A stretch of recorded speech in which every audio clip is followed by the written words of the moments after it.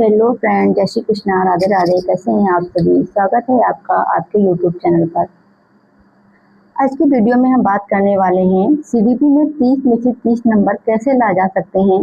अगर हमने कोई अपना बैच नहीं लिया है, पेड बैच नहीं लिया है, कोचिंग नहीं कर रहे हैं, बुक्स नहीं है, तो भी हम सीडीपी में 30 नंबर कैसे ला सकते हैं।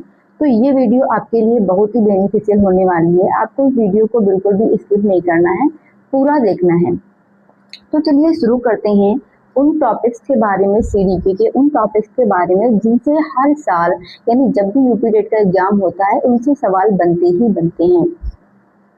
बहुत ज़्यादा सवाल इन टॉपिकों से पूछे जाते हैं। वो कुछ टॉपिक हम इस वीडियो में लेकर आए हैं, तो हमने लिख कर रखे हैं जिससे आपको आसानी से समझ आ जाए और आपको दिख भी जाए। आप नोट भी कर सकते हैं, वीडियो को स्किप करके आप इसको नोट भी कर सकते हैं, साथ साथ में नोट करके चलिए या बाद में भी आप वीडियो को देख सकते हैं। अगर आप हमारे चैनल पे नए हैं तो आप हमारे वीडियो को लाइक, चैनल को सब्सक्राइब तथा शेयर जरूर कर दिया करिए और कमेंट भी कर दिया करिए। अगर आपको कोई डाउट रहता है या फिर कुछ पूछना है या इससे रिलेटेड और भी आपको वीडियो चाहिए किसी सब्जेक्ट से रिलेटेड, जिसके इम्पोर्टेंट टॉपिक जैसे ईवीएस हो गया, एसएसटी हो गया, साइंस हो गया, तो भी आप कमेंट करके हमें जरूर बताइएगा। तो चलिए शुरू करते हैं। सबसे पहले हम बात करेंगे जीन पियाजे के बारे में। जीन पियाजे से जो क्वेश्चन आते हैं उनकी अवस्थाओं से आते हैं, यानी उन्होंने जो 4 अवस्थाएं दी हैं अपनी, संवेदीगामक अवस्था, पूर्व संक्रियात्मक अवस्था, मूर्त अवस्था, औपचारिक अवस्था, इनसे क्वेश्चन पूछे जाते हैं। इनके ईयर पूछे जाते हैं, यानी जो संवेदीगामक अवस्था है वो किस ईयर से किस ईयर तक है, इस अवस्था में बच्चा क्या क्या करना शुरू कर देता है। तो इस तरह के क्वेश्चन इस जीन पियाजे से आते हैं। फिर वाइगोस्की ने विकास के क्षेत्र में 3 लेयर बताई हैं, जेडपीडी, स्कैफोल्डिंग, और जो तीसरी लेयर बताई है वो है सामाजिक अंतःक्रिया, यानी इन क्रियाओं के बारे में बच्चा अपना विकास करता है और चीजों को सीखता है। फिर बात करेंगे कोहलबर्ग के बारे में। कोहलबर्ग के नैतिक विकास के 3 स्तर हैं और उनके 6 चरण हैं। इससे भी क्वेश्चन पूछा ही जाता है। फिर बात करेंगे अधिगम के सिद्धांत, अधिगम यानी लर्निंग थ्योरीज के बारे में, जिसमें थार्नडाइक हो गए, पावलोव हो गए, स्किनर हो गए, कोहलर हो गए। इसमें ये क्वेश्चन पूछे जाते हैं कि इन्होंने अपने अपने प्रयोग किस पे किए, यानी थार्नडाइक ने अपने प्रयोग किस पे किए थे, बिल्ली पे किए थे, कोहलर ने चिंपैंजी पे किए थे, और पावलोव ने किस पे किए थे, कुत्ते पे किए थे, और स्किनर ने किस पे किए थे, चूहे और कबूतर पर अपने अपने प्रयोग किए थे। फिर इनके नियम भी पूछ लेता है, इनके इन सिद्धांतों को और किन नामों से भी जानते हैं। तो जैसे जो स्किनर का सिद्धांत हो गया उसे क्रिया प्रसूत के सिद्धांत के नाम से जानते हैं, पावलोव के सिद्धांत को शास्त्रीय अनुबंधन के सिद्धांत के नाम से जानते हैं, और थार्नडाइक के सिद्धांत को प्रयास एवं त्रुटि के सिद्धांत के नाम से जानते हैं। थार्नडाइक ने 3 मुख्य नियम भी दिए थे और इन्होंने गौड़ नियम भी दिए थे, तो उनमें से भी क्वेश्चन पूछा जा सकता है। इसमें से मुख्य नियम कौन से हैं, गौड़ नियम कौन से हैं।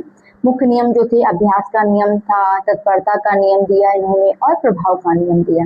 फिर तीसरा पॉइंट है जिसपे हम बात करने वाले हैं, वृद्धि और विकास।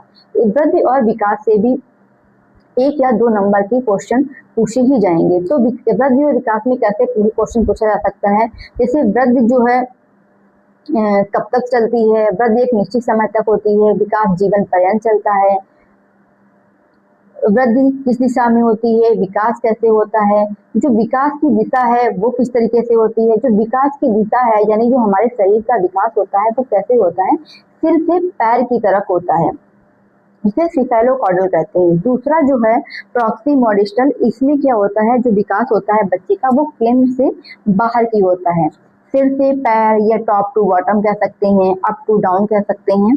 तो इस तरीके से एक बच्चे का विकास होता है। विकास वृद्धि मात्रात्मक प्रक्रिया है, विकास जो है वो कैसा है, गुणात्मक और मात्रात्मक दोनों है, क्योंकि वृद्धि को हम माप सकते हैं, जैसे लंबाई चौड़ाई हो गया तो इसे हम माप सकते हैं, लेकिन विकास को हम माप नहीं सकते हैं। ये चारों दिशाओं में होता है, सामाजिक, मानसिक, फिजिकल, हर तरीके से होता है। तो चलिए बात करते हैं अपने चौथे पॉइंट की तरफ, परिभाषाएं और कथन। इससे परिभाषाओं और कथन से किस प्रकार के क्वेश्चन पूछे जाते हैं।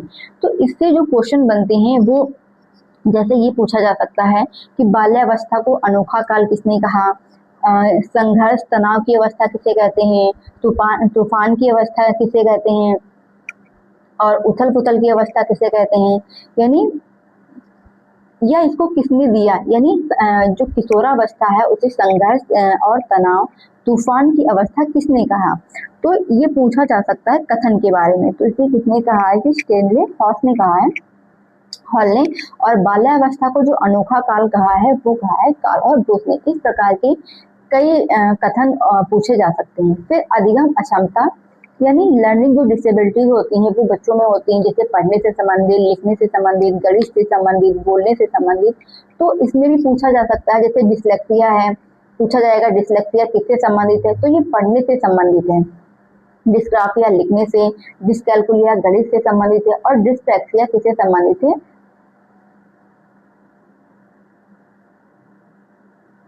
तो इस तरीके से जो डिस्प्रैक्सिया है वो मोटर स्किल से संबंधित है। ठीक, फिर बात करेंगे शिक्षण और पैडागोजी की। इससे भी क्वेश्चन पूछे जाते हैं, जैसे जो शिक्षण सूत्र पूछा जाता है, क्या होता है, ज्ञात से अज्ञात की ओर। ज्ञात से अज्ञात का मतलब है जो बच्चे को जो पता है और जो चीजें नहीं पता है, यानी जो चीजें पता है पहले उसके बारे में बताना है, फिर अज्ञात के बारे में बताना है जिसके बारे में वो नहीं जानता। फिर मुंह से अमूर्त की बात, जैसे कोई चीज है वो उसे अगर दिखाकर हम समझाएंगे, फिर उससे रिलेटेड जो चीज नहीं दिखती उसके बारे में हम समझाएंगे उसको, तो उसे जल्दी समझ में आएगा। सरल से कठिन की ओर, पहले से सरल तक समझाना है, उसके बाद में कठिन की ओर ले जाना है, आगमन से निगमन की ओर। इससे भी क्वेश्चन एग्जाम में पूछे जाते हैं। फिर ब्लूम की टेक्सोनॉमी, इससे सवाल कैसे बनता है, इसके 6 स्तर होते हैं, उस स्तर का क्रम पूछता है, जैसे ज्ञान हो गया, अवबोध हो गया, अनुप्रयोग हो गया, विश्लेषण हो गया, संश्लेषण हो गया और मूल्यांकन हो गया। इसको सीरियल से पूछता है, सीरियल में लगाने के लिए इसको पूछता है। फिर इसके बाद में जो सबसे जरूरी पॉइंट है वो पीवाईक्यू। पीवाईक्यू को सॉल्व करके भी हम अपनी यूपी टेट की तैयारी को आसानी से कर सकते हैं। पीवाईक्यू में कैसे सॉल्व करना है, जैसे हमने क्वेश्चन पढ़ा उसका जो आंसर है उसको भी देखना है, उसके अलावा जो 3 ऑप्शन होते हैं उनके बारे में भी इन डिटेल पढ़ना है। क्योंकि जो यूपी टेट एग्जाम है ये क्वालिफाइंग एग्जाम है, इसमें जो प्रीवियस ईयर्स के क्वेश्चन है बहुत ज़्यादा रिपीट होते हैं। आपने पेपर देखा ही होगा, इसके पहले जो यूपी टेट का पेपर हुआ था पूरा का पूरा पेपर जो प्रीवियस ईयर क्वेश्चन उठाते वही पूरे के पूरे रख दिए गए थे। तो ये थे हमारे इम्पोर्टेंट टॉपिक जिससे एग्जाम में सवाल बनते ही बनते हैं, आपको इन्हें स्किप नहीं करना है। आप इसे बुक से पढ़ सकते हैं, पेड बैच से पढ़ सकते हैं, या आप यूट्यूब पे भी, आपके लिए सबसे आसान हो गया है कि आपको वो सारे टॉपिक मिल गए हैं जो आपके एग्जाम में पूछे जाएंगे। तो आप ऐसा कर सकते हैं, इन टॉपिक को सर्च करके आप अपने यूट्यूब पे क्लास को देख सकते हैं। यूट्यूब पे भी बहुत अधिक क्लास नहीं देखनी है, यानी आपको जो टॉपिक नहीं आ रहा है आप उसे ही सर्च करके अपने टॉपिक को कंप्लीट कर लीजिएगा। तो ये थे हमारे सीडीपी से रिलेटेड महत्वपूर्ण टॉपिक। इसके अलावा भी आपको अगर किसी सब्जेक्ट में ईवीएस हो गया, एसएसटी हो गया, साइंस हो गया, किसी भी सब्जेक्ट के इम्पोर्टेंट टॉपिक्स के बारे में अगर आपको जानना है तो आप कमेंट में जरूर बता दीजिएगा कि हमें इस सब्जेक्ट के इम्पोर्टेंट टॉपिक भी बता दीजिए। तो चलिए मिलेंगे अगली वीडियो में। कैसी लगी आपको वीडियो कमेंट बॉक्स में जरूर बताइएगा, कितनी हेल्पफुल है आपके लिए, नहीं है, जैसी भी आपको लगती है आप कमेंट बॉक्स में अपने ओपिनियन जरूर दें। तो चलिए मिलते हैं अगली वीडियो में, तब तक के लिए जय हिंद, जय भारत।